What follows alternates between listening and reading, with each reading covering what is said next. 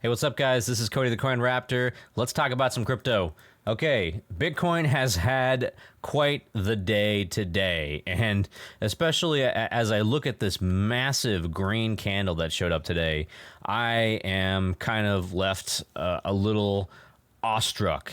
But last night, I noticed that, let me go ahead and zoom in a little bit. Last night, I noticed at about here or so, and I posted this on Twitter, that there were a series of massive buys coming in here, all one after another. And you can see here that through about, I'd say 3 or 4 hours or so, you had a massive amount of buying volume come in here. And we're talking about probably close to 1,1200 Bitcoin come in, and you had about 1,200 Bitcoin change hands, mostly positive, and you see this kind of parabolic sort of move upwards. So whales decided, for whatever reason, to play their whale games, and so they bought massive amounts of Bitcoin. Now, it's not even the whale that I usually follow. It's not whale number 3. I already checked that. It's not that wallet, but it's likely a combination of whales getting in here. There's some FOMO getting in here as well,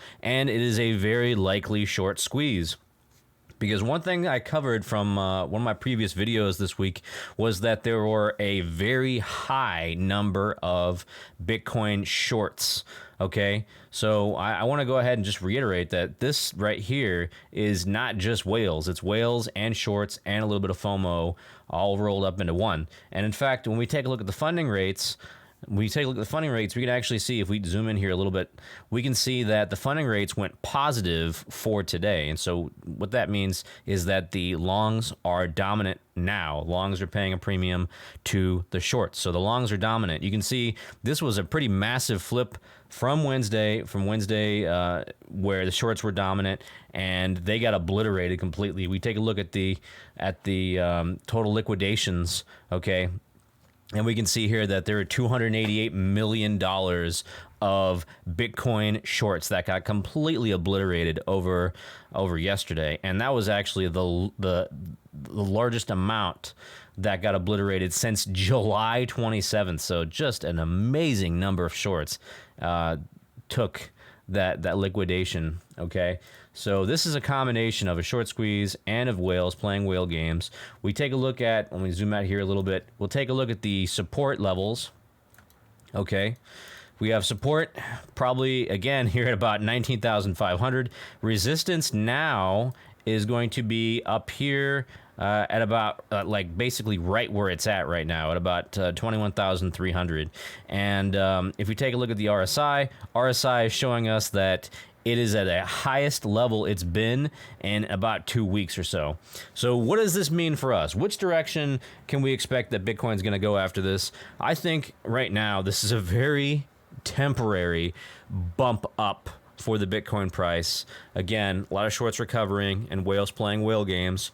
So with the RSI being as high as it is on the daily, I would expect that Bitcoin's probably going to chop sideways for a bit, and then it's going to resume its downtrend back down to this 18,000 level.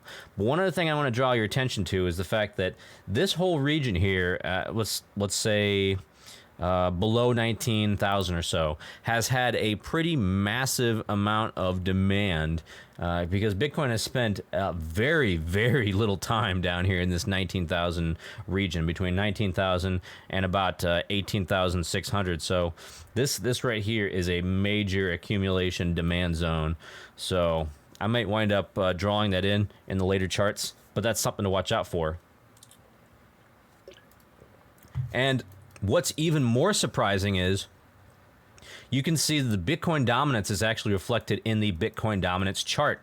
Remember, yesterday I was talking about how the Bitcoin dominance chart was falling off of a cliff, okay?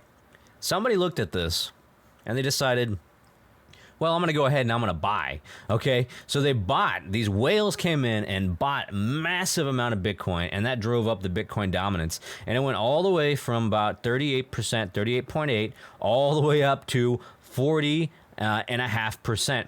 And this is one of the largest green candles I've ever seen on this chart. I mean, I don't know if I can point out manipulation any better than this, but these whales came in here and they bought heavily, and now you can see they've basically kind of broken this trend, this descending triangle that I've drawn in for the Bitcoin dominance chart. All right.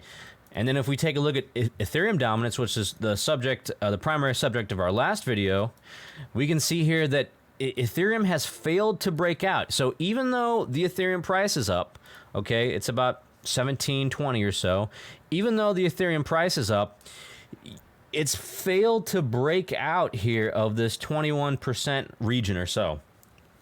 And the reason for that is because the Bitcoin and Ethereum dominances, they're basically fighting against each other, okay?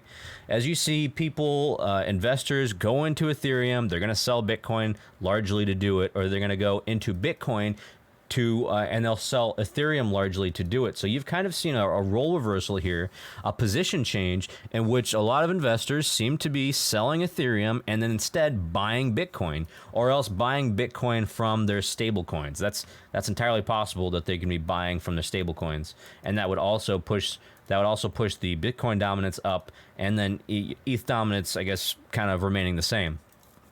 But either way, look for this this resistance point here at 21%. Okay, it's still very possible that Ethereum could break through that resistance point for the Ethereum dominance, and I think, like I said, I still think it's going to happen before we hit the merge in approximately 8 days.